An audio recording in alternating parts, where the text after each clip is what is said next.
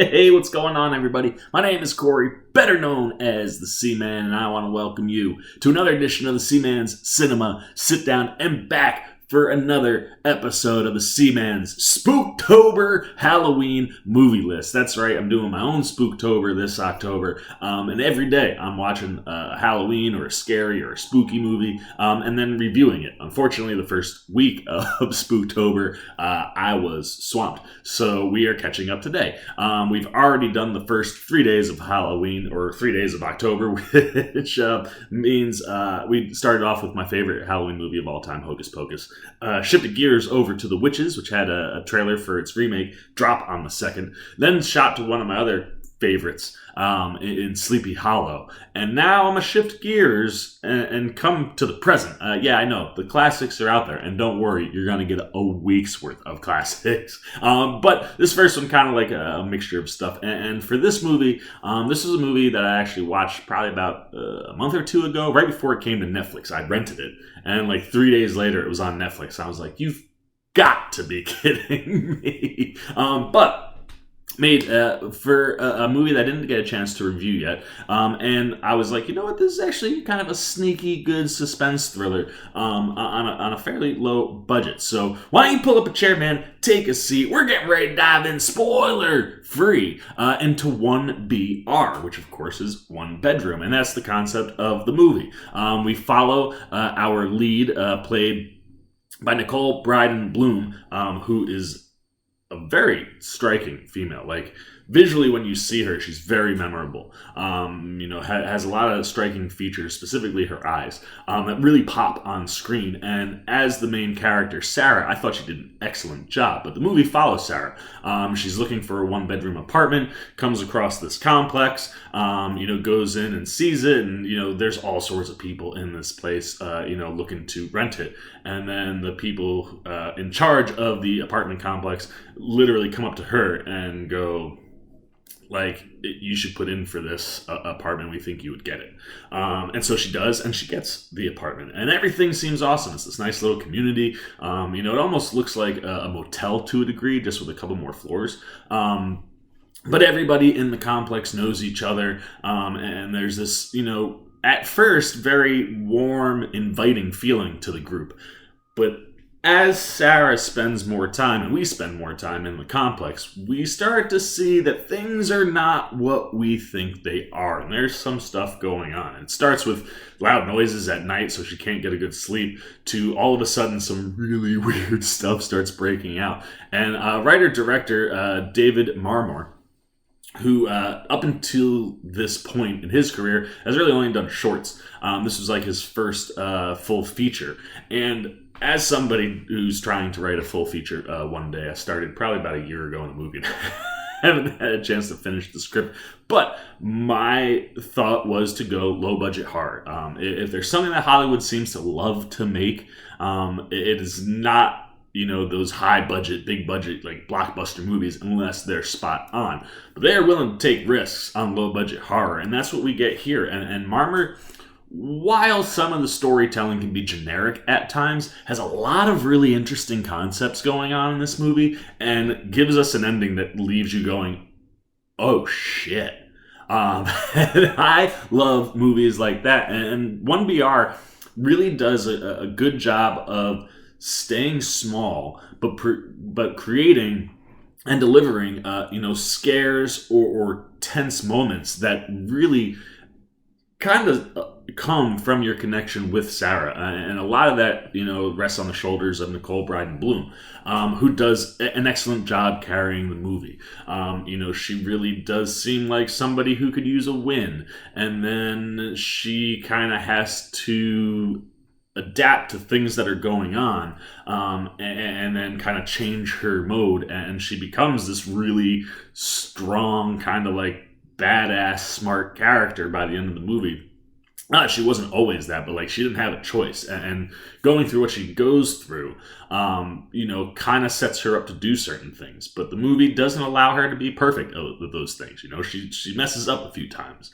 But overall, Sarah is a character that we can relate to. We've all been in that situation where we need, a one-bedroom apartment, or we just need a break to go our way. And when that break goes your way and then ends up leading you into an absolute nightmare, that's tough to reconcile with. And Bloom does a really good job of juggling the emotions in this movie. There are a lot of emotions for Sarah to go through, and I think she really nails all of them.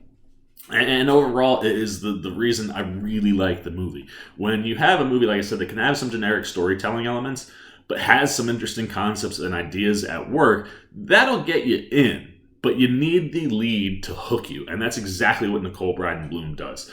She hooks you, man. You're interested in her character from jump, and you're riding with her from jump, man. It is a character that's easy to pull for.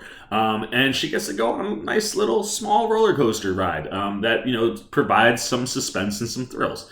And the rest of the community is really good at coming off sweet and welcoming, and almost all of them, as the movie progresses and their walls come down a little bit, all have these strange little creepy things going on with them. And like I said, the reveal of what's actually happening, which doesn't come at the end of the movie, comes probably about a quarter of the way in. You get the first big reveal of the movie, and you're like, oh shit, this is what's going on. But like I said, the Marmor does a good job of giving us something that's gripping enough to keep your attention, to deliver that final blow that just makes you go, oh, damn. And again, buying into the lead character is so important to get us there. But as far as the rest of the cast goes, Guile Matthew, who plays Brian, is kind of like one of the neighbors. Really, really sweet on Sarah, very helpful. There's a total flirtation thing going on there, and you're like, where you see that play out is far more interesting than just the cute neighbor that you have a crush on. There's some interesting things at work here. But Giles Matthew, I think, does a really good job of walking that line of, do you trust him? Can you trust him? What's his real motive? And the way he kind of balances that, the whole movie, is done really, really expertly. Taylor Nichols, who plays the head of the apartment complex, Jerry, he does the same thing, specifically in the beginning. He really walks that line pretty well, where it's all right, you're in a situation where you're this kind of complex looks awesome. Their thoughts and their philosophies, just amongst the community, and the sense of community is something that works. And he walks that stuff really well, but there are, like I said, some normal things going on there, and when that switch flips for Jerry's character, Taylor Nichols is just flat out scary, and a little crazy, and he rocks all that stuff the whole movie. So as you go, you got a good lead, you got a good lead antagonist, and everybody else just kind of elevates those performances throughout the rest of the complex. You have the complex is like grandma, so to speak. You got some couples, you got some kids. It's a mixture of a community. But as other characters are given things to do throughout the film, everybody that's asked to come play does a pretty good job. And overall, 1BR is a decent thriller. It's a movie, it's a low budget movie.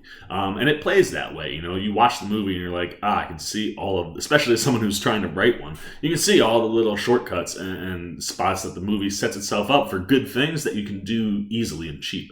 And the execution of a lot of the thrills and scares are pretty spot on. They work pretty well. And like I said, there's some generic storytelling, that's kind of basic, but the overall ideas and concepts are incredibly interesting, and I think the cast does a really good job with the material. And Marmor does a really good job delivering the material. The production work and the design that went into everything, I think, really works, specifically at the end. There's an element that happens at the end of the movie where I was like, oh, that pops, just the way in which it happens. But I think from a directing side, I think Marmor does a good job, man. He gives us interesting ways to look at the movie and perspectives, and is able to hold your attention the whole film, and doesn't really skip up at all on the pacing. It's a pretty quick, easy watch, and overall, I enjoyed 1BR. So on October 4th, I put it back on so I could watch and review it for you guys. The question is, what do you think? Have you checked out 1BR since it landed on Netflix?